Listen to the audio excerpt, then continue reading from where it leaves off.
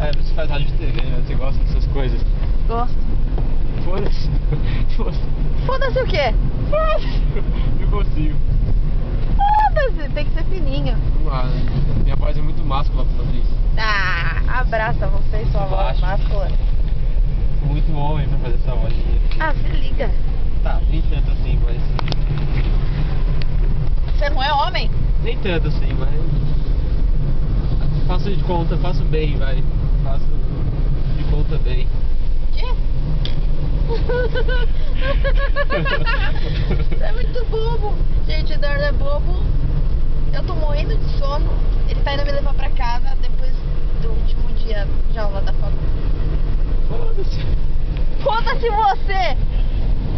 Nós dois. Não posso olhar pra câmera, senão eu me distrai e pode acontecer isso. Filho da puta!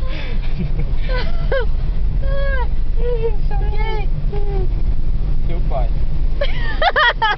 Que largou sua mãe, que é mó Ó! gente boa. Para, tu me vergonha. Minha mãe é mó bonita, né? Não, minha mãe eu acho ela normal, mas ela... O pessoal gosta. Cuidado com o que você vai falar, vou pôr isso no meu computador e no YouTube. Você não vai pôr isso no YouTube? Vou, Acho que não. sem corte. Não, Gabriela, para. Esse denegrilhe. Nossa! Nossa! Você viu tem? aquilo? Nossa, ele derrapou em cima da tartaruga ali agora. Será sério, você não viu? Que tartaruga? Não, eu vi ele fazendo a curva. Aqui, ó, esses aqui, ó. Que...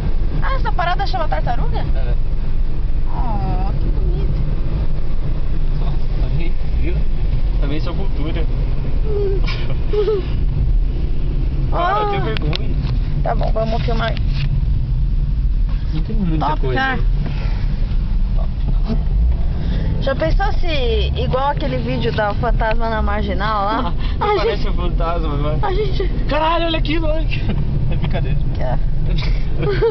Eu sei. Eu quis dar veracidade à cena. Faz bagulho bruxo de Blair. Eu quero mijar. O que você quer? Mijar.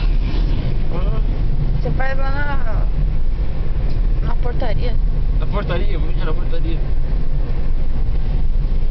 Para! Tem um banheiro lá. Olha a minha cara de bolacha.